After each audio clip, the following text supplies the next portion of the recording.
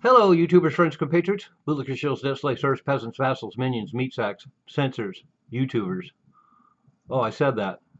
I'm Useful Idiot. Welcome. And recently, of course, there was a big headline that 700 videos showing war crimes and atrocities by the Israelis in Gaza have been taken down, which is a substantial amount. And so it makes you wonder about the sway of Israel in American media. And it's just outrageous to begin with. Of course, with Google owning YouTube now, the censors are very active, and they have a lot of corporate interests to protect, as well as uh, ongoing censorship to support Israel and downplay the plight of Gaza. Really unfortunate development, to say the least.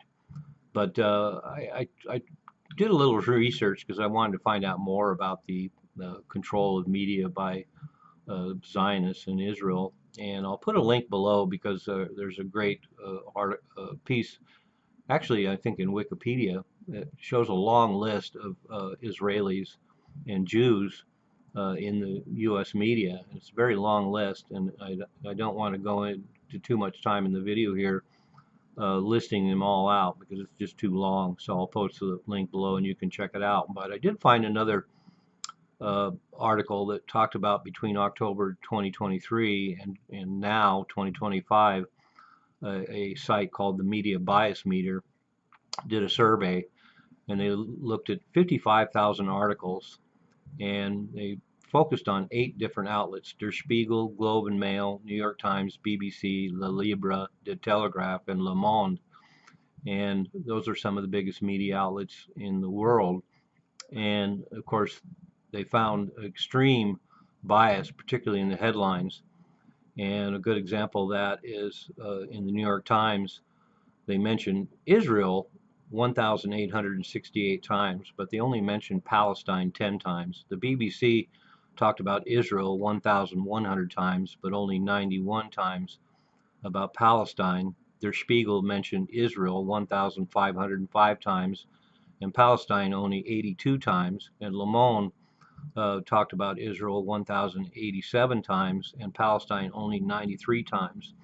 And that seems like a fairly vague thing to talk about as far as headlines, but of course, with the media, framing is everything.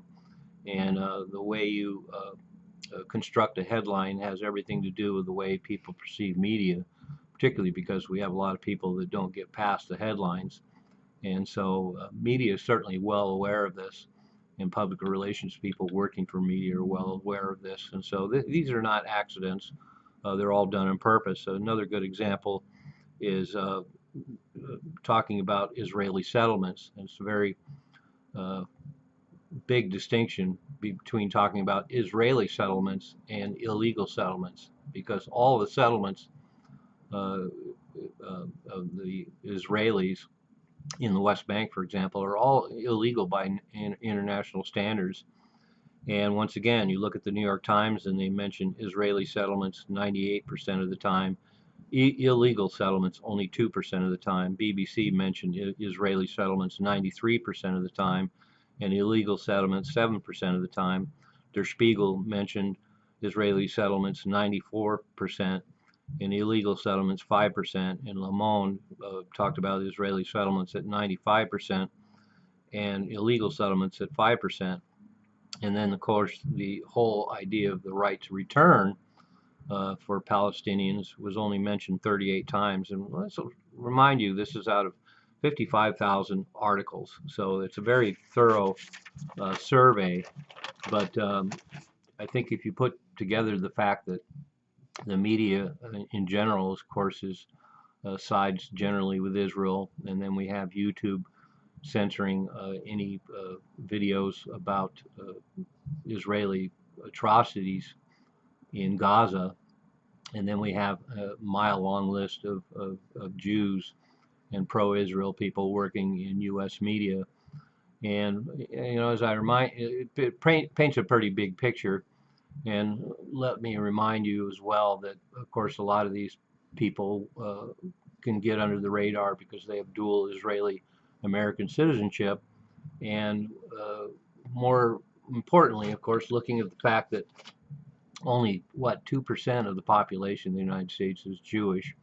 We have an inordinate representation of Jews, and particularly Israelis and Zionists, who control American media.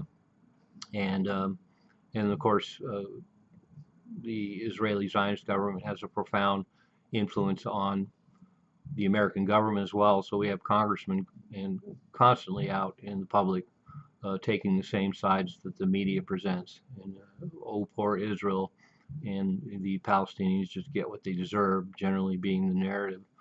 So anyway, we'll never really get a clear picture of the Israeli-Gaza relationship from the media, and one has to go into alternative media and to get the reality. And even on X, of course, now that Elon Musk owns it, we can find lots of examples of Israeli atrocities that they are not allowed to talk about that much on YouTube. But there's still some things out there. But for example, with my channel, they don't need to censor me. There's not that many people that watch.